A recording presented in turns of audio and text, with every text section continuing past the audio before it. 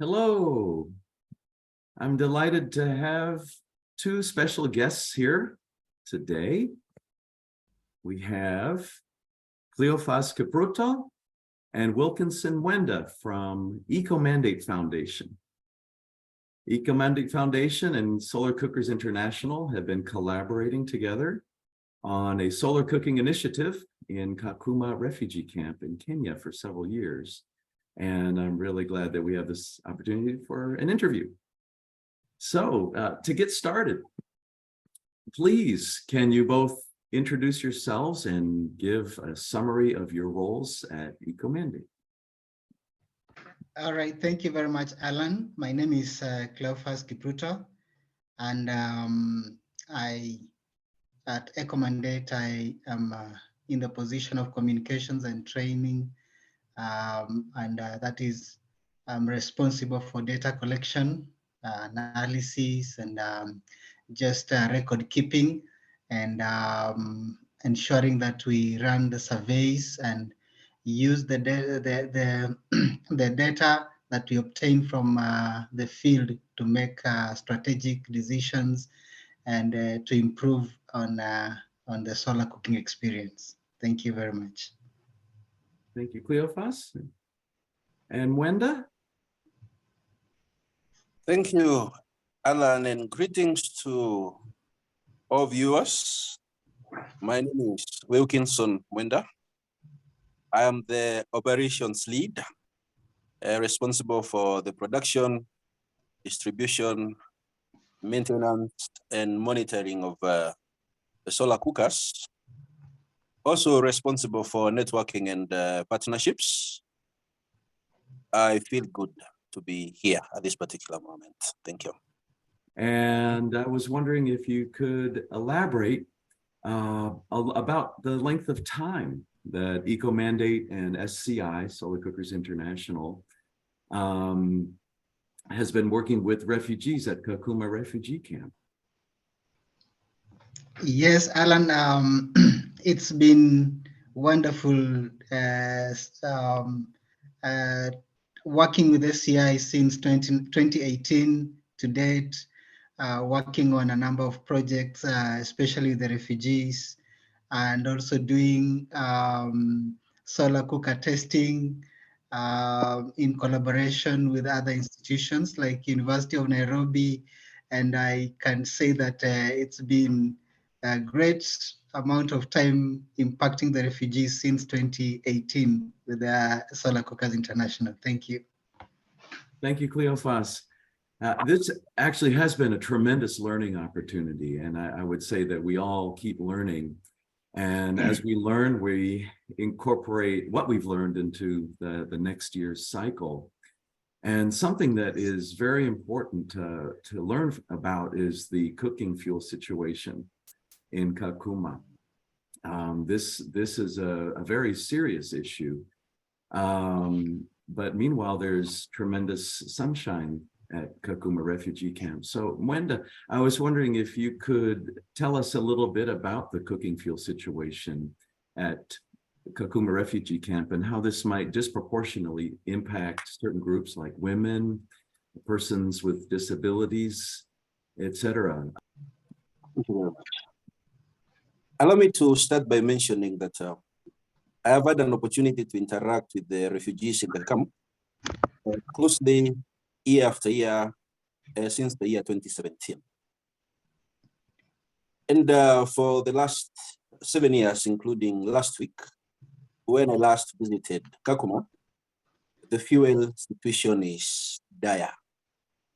Refugees go through struggles that are beyond our imagination. Charcoal and firewood are what the refugees use in cooking, year in, year out. And I want to mention that both are expensive. And sometimes, and in fact, most of the times, the refugees cannot afford this very basic item, fuel for cooking, because the situation in the camp, the rules in the camp don't allow them to go out fishing for firewood because it leads to conflicts with the host community, sometimes leading to the rape of the refugee women, sometimes death. It is a dangerous affair to think about.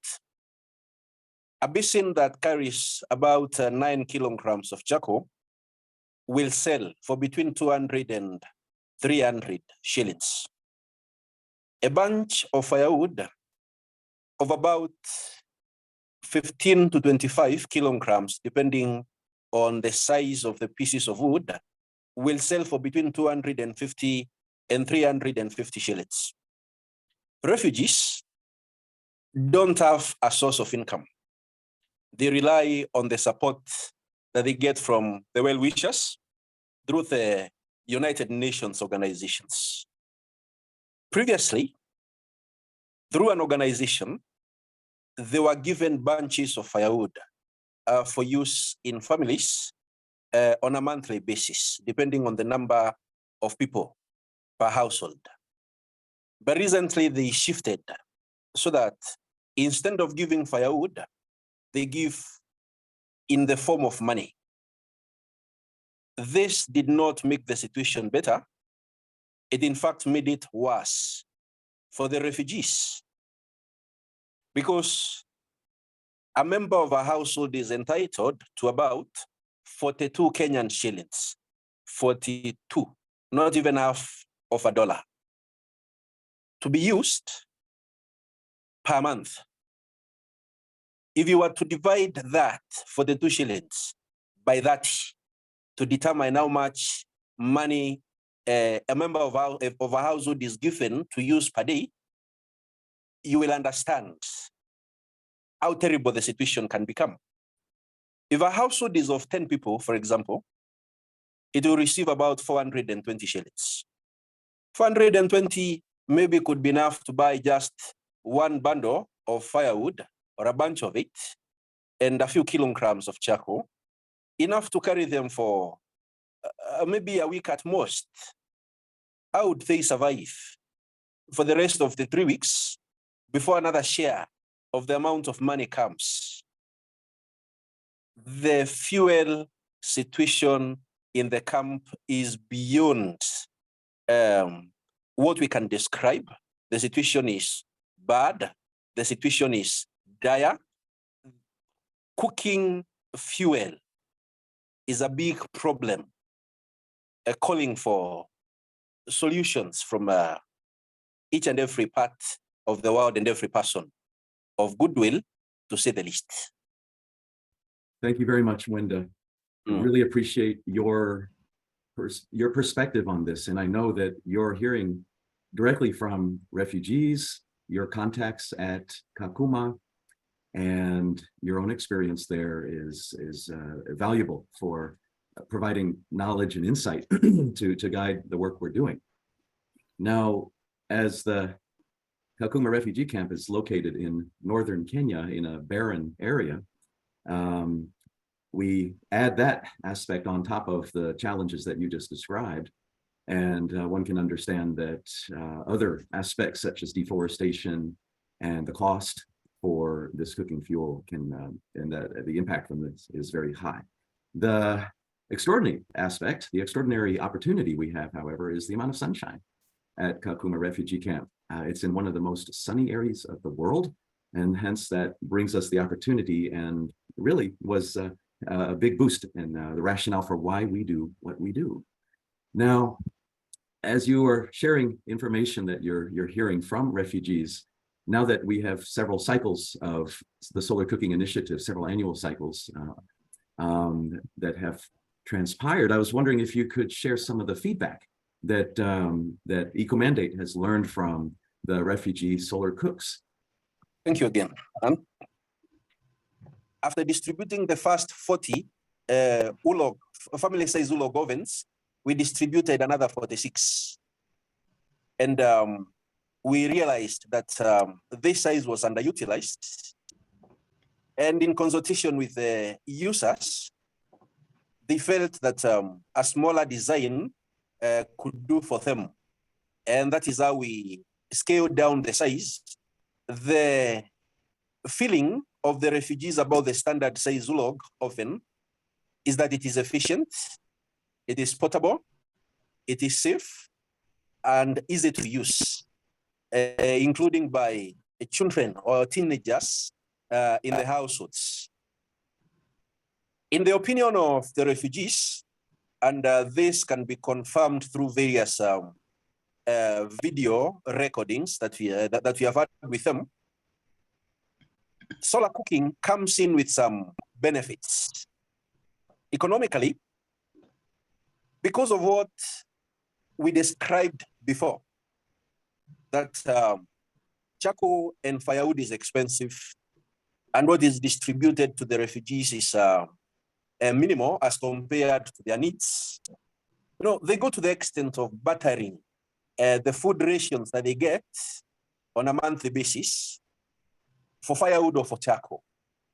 After receiving the solar cookers, families don't have to butter food anymore because solar cooking is there to bridge in the gap left by the lack of or unavailability of both firewood and charcoal.